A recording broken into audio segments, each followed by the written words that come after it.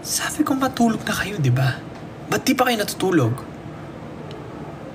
Akala mo ba natutuwa ako dyan sa mga pagpupuyat nyo? Ha? Hindi. Akala nyo lang. Dapat matulog na kayo dahil may mga gagawin pa kayo bukas, di ba?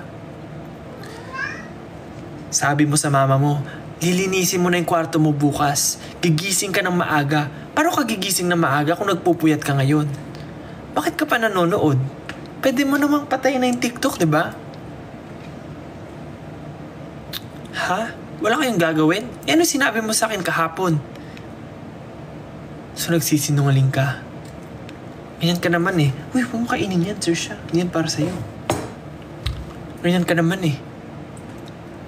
Pinapaasa mo ako. Lagi mong sasabihin, bukas, maglilinis na ako ng kwarto. Pero pagdating ng bukas, anong oras ka nagigising? Tanghali na. Tapos sasabihin mo, masakit yung ulo mo kasi puyat ka kagabi. Anong dahilan yan? Ay, di ka ba nakikinig sa magulang mo? Matulog ka na.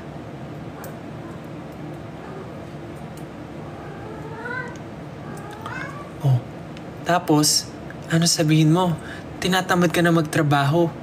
Bakit ka tatamarin? Kasi puro ka TikTok. Puro ka procrastination. Napapagod na ako.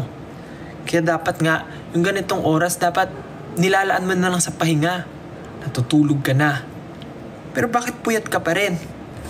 Puyat ka ng puyat. Pinapanood ka lang naman na mukhang K-pop. Nag-e-enjoy ka ba dyan sa pinapanood mo? Mukha naman siyang tanga. Matulog ka na.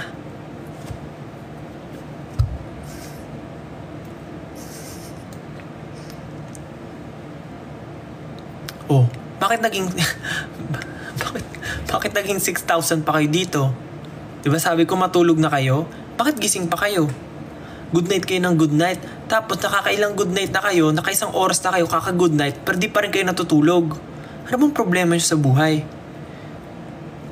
Porket tulog na yung mga magulang nyo? At di na kayo makikita sa inyong bahay na sa inyong kwarto na natutulog na gising pa? Ha? Ako, pag bukas masama pakiramdam nyo, sasabihin nyo, tinatamad na ako magtrabaho. Bukas ko na lang gagawin yung mga kailangan kong gawin. Magpapahinga ako ngayon kasi puyat kayo ng puyat. Tapos sisisihin nyo ako, ba't ako nagpupuyat? Eh bakit? Ano naman? Oh, bakit dumadami pa kayo? Kanina 5,000 na lang kayo. Ba't 6,400 na lang ulit kayo dito? Ganyan kayo. Magpupuyat kasi para may dahilan kinabukasan na masama ang pakiramdam at tinatamad kumilos at anong oras nang babangon. Wala nang magagawa sa bahay. Paggising, kakain na lang. Diba? Sanay na kayo sa sermon. Kasi paggising nyo, sermon at bunganga na naman ng mga magulang nyo ang sasalubong sa inyo. Tawa-tawa kayo dyan. Anong nakakatawa? Yan, procrastination. Magwawalis lang ng konti sa umaga. Pag nakita na ng nanay, uupo na sa sopa at magti-TikTok.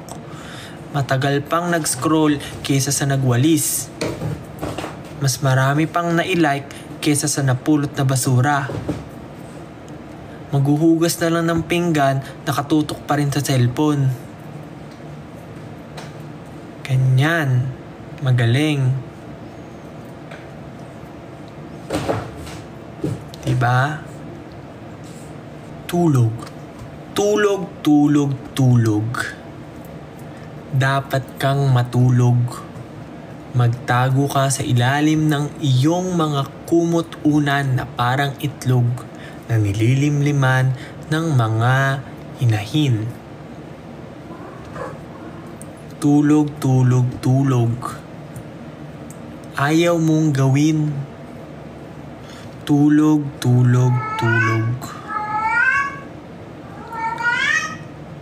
Ayaw mong matulog. Gusto mo lang ng kalog.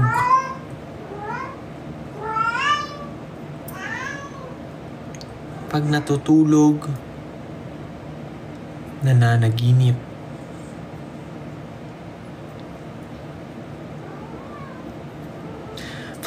kayo. Ako rin matutulog na. Hindi inaantok. Ang utak maraming kumakatok. Kaya hindi makatulog. Gusto mong makatulog? Ito, suntok. Okay, bye-bye. I need to work. Bye-bye. Good night. Bye-bye. Bye-bye. Bye-bye. Bye-bye. Bye-bye. Good night. Good night. Good night. Kailan ko na magtrabaho? May trabaho dumating. Paalam. Good night. Good night. Good night. Good night. Good night. Good night. Good night. Good night. Good night. Good night. Good night.